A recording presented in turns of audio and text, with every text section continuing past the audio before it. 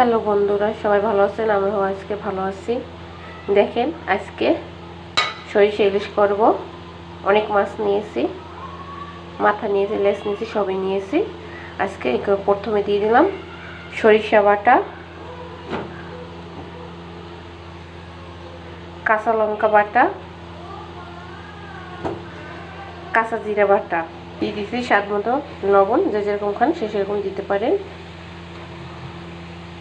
দিয়ে দিয়েছি পরিমাণ মতো হলুদের গুঁড়ো, দিয়ে দিতেছি খাঁটি সরিষার তেল।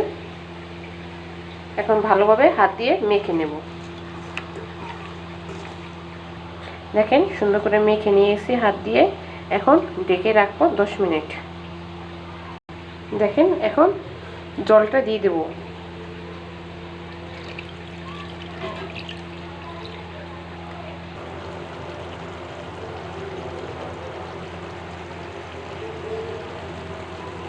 দেখেন বন্ধুরা, আমার সরিষা ইলিশ হয়ে গেছে, প্রায় নামিয়ে নেব।